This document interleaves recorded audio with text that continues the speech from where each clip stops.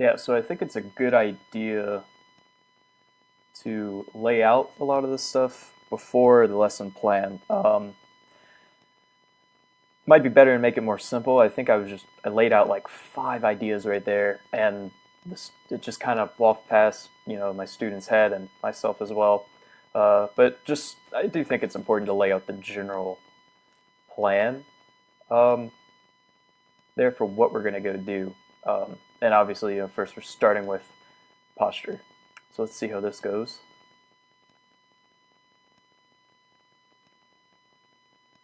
Okay, so here's where I thought about. This is something from the first one of the first assignments we did when we looked on those videos of professional players teaching how to begin on the instruments. I watched a lot of videos on posture. That was the main thing I was getting at. Um, and what I noticed was they modeled a lot of things, not only proper posture, but also improper posture. Um, so what I thought might be good was to show what it's like to be really tense and then relax, before he said, oh, just be relaxed, just be relaxed. It's just like, okay, be tense first, drop the shoulders, which one feels better, kind of stuff like that.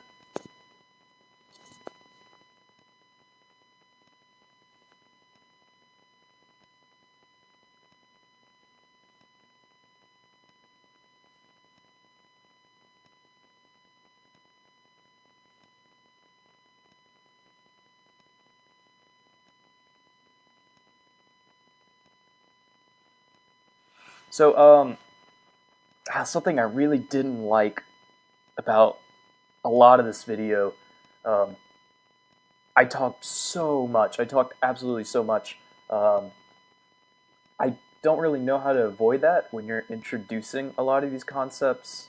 Um, it might be just as simple as just talking less, and just doing more. Um, I think just the idea of embouchure, especially on brass instruments, is just so new to a lot of people um, that it's really hard to just sort of put it on your face and say go. Um, so maybe it's necessary to talk this much, but at the same time, I probably said about at least 500 words, and my students said zero.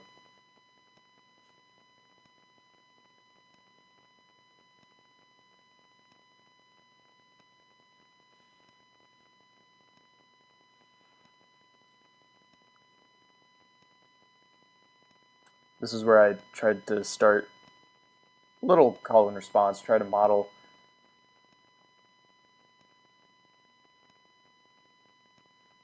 Okay, I'm just gonna talk over this because the siren thing to me is I think it's a good way to experiment.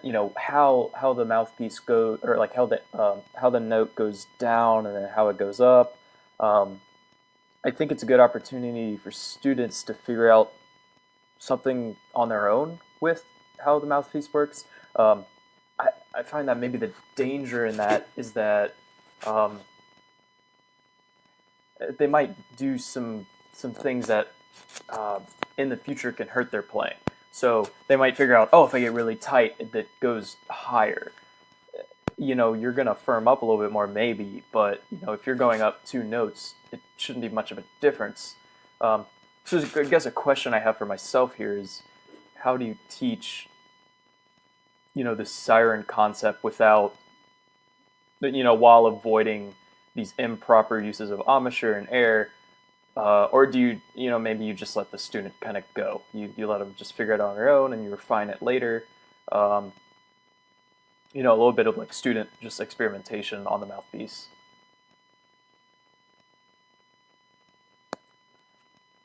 Cool. So we're almost 5 minutes into the video, and the student has, it seems, spoken her first words. I think that's something I would like to fix for the future.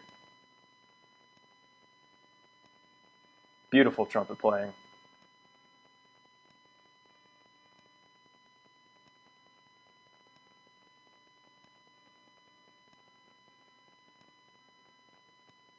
So now I'm looking at my right hand, and it doesn't look right. Something looked weird about that. I think I just need to have more overarching. That's just a me thing. And I think when you're using that, If you're showing that, like an improper way to model something, like, yeah, you're modeling, but the student's going to develop a bad habit, so it's important to know the principles behind what instrument you're teaching and proper hold. Um,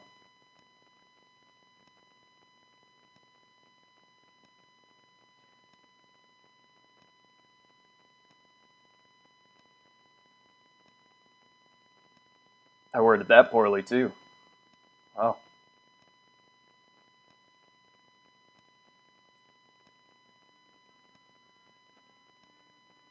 yeah, something looks weird about that hold. I'm gonna have to look into that.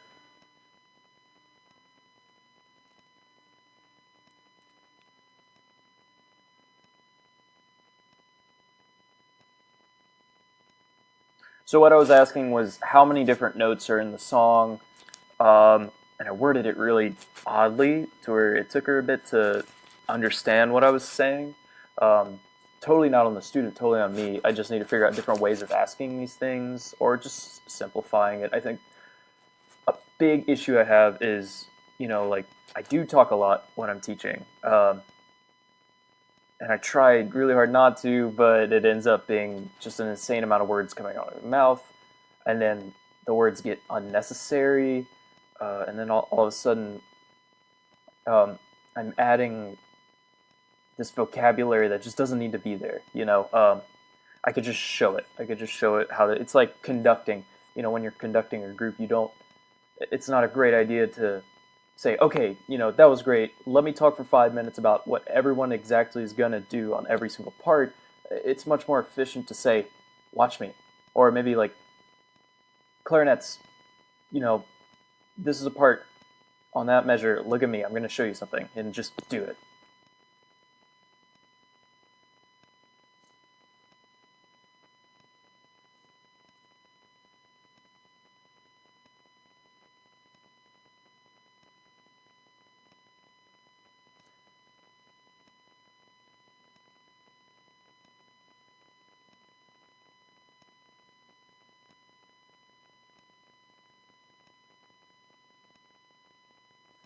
So in the assignment, it said, don't worry about notation. Um, I have the notation out. Um, what I did earlier, and I might have talked over this part. No, I don't think it hasn't come up yet. But the reason I use notation is because I tried to think of ways to um, add what we were playing to the concept of like what the notes were doing. So whether they're going down, whether they're going up. So like I don't know if this is going to be in the video later. It might be. Hopefully it gets the 15-minute mark, but hopefully we'll be able to see when I played something or we both played something and I asked the student, I asked Caitlin, hey, where in the music is that? Not saying this is where it is. It's right here. What we played is right there. You see this note. It went from, E to D to C to D to E back up. Um, it was more like prodding her brain and be like, okay, we just played something. And based on that notation, where is that? Um, so that was what I was using notation for. It definitely was okay, we're going to learn notes and then read it. It was more so of a just sort of visual aspect I wanted to add. Um, I do think that I tried my best to make sure the majority of this lesson was sort of rote learning. Um, Building the posture back up, bad model, good model.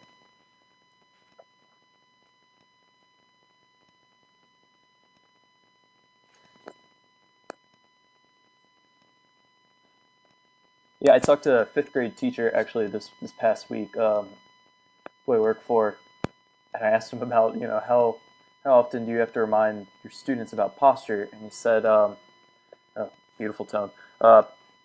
How often you have to remind your students about posture? He says you have to do it a lot, but you don't have to go through every single step every single time. It's just important to make sure that the student understands like a sequence to posture, and over time they develop it to where it's really easy to do um, by like a sequence, and then they get more individual. And then instead of saying, okay, let's do posture, let's lean down and bring it back up, and then you take 30 seconds to do that when hopefully you could build it up in the future to just say posture, and then the kids they get into place. Um, it's just a side thought about maybe being more efficient.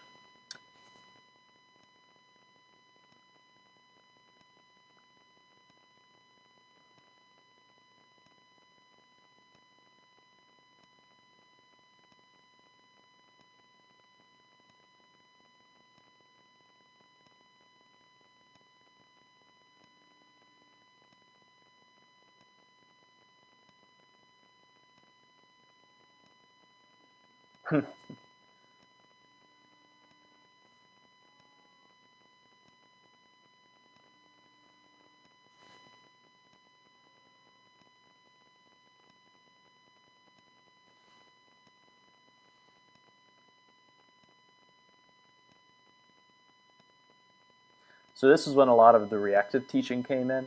So a lot of it was very proactive. She did a really good job at following things. We went through it. It was going great. Then all of a sudden, the student was having issues with playing the E. Um, so something I noticed is I kind of went through this lesson in my head as if it was going to go, perfectly.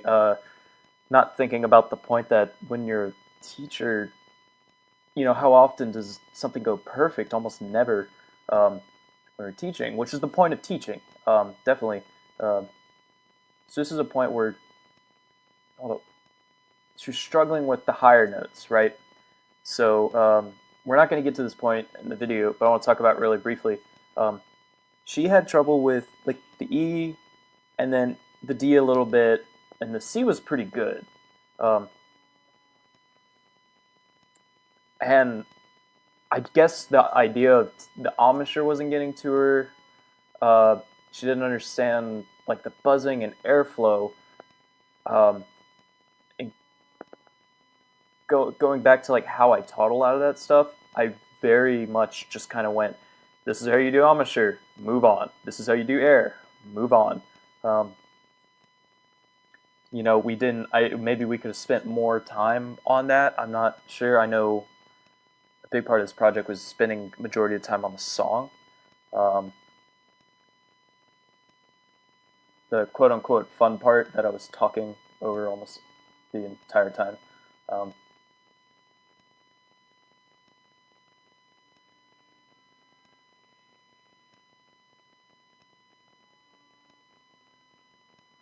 So she just nailed it, right? And instead of saying, "What did you do differently?" which I should have, I feel I should have stopped and said, "Okay, what did you do? What did you think of? What's going on in your head, or like your mechanics that you're fixing?" Instead of doing that, I just said, "Good, moving on," without knowing really what happened, so I can use it for later in the lesson, because the issue came back up again. Struggling with some of the higher notes. Which they're not really high notes per se, but just the E is higher than the D is higher than the C. My student, she's a flute player. That's her instrument. So some of the embouchure stuff is definitely different. And another thing that happened was she said later on in the video that she had issues going from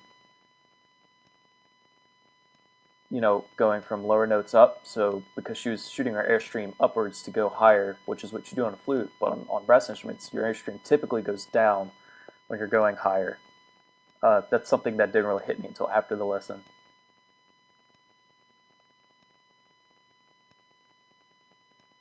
This is my take at trying to introduce tonguing in a very quick manner. Yeah, I think to wrap up really quickly, a lot of stuff could have gone better. I think the proactive side went well, but when it got reactive, it was kind of, and ran into some issues. Hopefully